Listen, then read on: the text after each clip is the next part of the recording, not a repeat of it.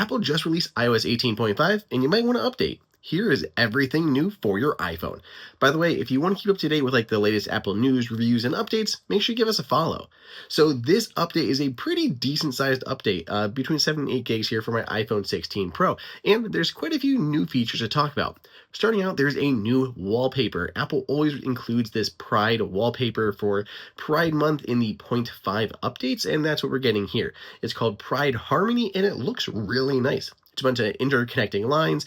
When your phone is dimmed, they're kind of like black and then colored. And then when you tap into them or wake up your phone, they come to life. They fill in with a nice little animation. Then as you swipe up to your lock screen, again, they wiggle up, and just a really cool animation. I love the little touches Apple does here with its next new feature. There's some changes inside of the Mail app. Apple has made it easier to see the all mail category. It was basically over there to the right. People didn't know it. You had to swipe over to the left to get to all mail. I had a lot of people asking me, how do I see all my mail?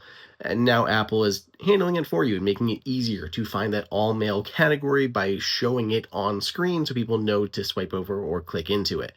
Then Apple's making it easier to show or hide profile photos for any of your mail contacts. So with that on, there's all these little icons on the left side of the screen. If you tap on the ellipsis, you can turn those off. If you have a kid and you're using screen time, you can now get a notification anytime the screen time passcode is used, which means if your kid learns the screen time passcode, you will now know if they enter it without your permission.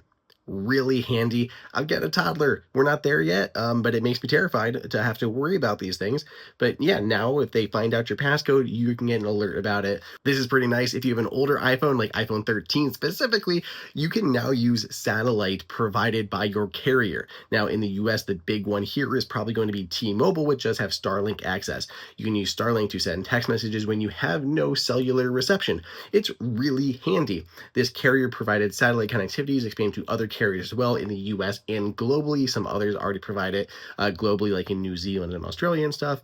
So yeah, this will now work on iPhone 13, which is super, super handy. I love that they were able to enable this just via software.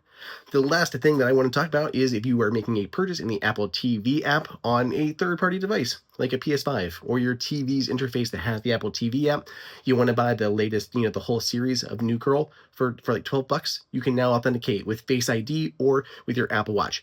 Really handy, makes it very seamless just to check out and be done. So that's it. Apple has some other changes in here, including bug fixes and security updates, but those are the major things. So far, the update has been very stable for me as a beta tester. Let me know if you guys spot anything different, and of course, stay tuned for more Apple news.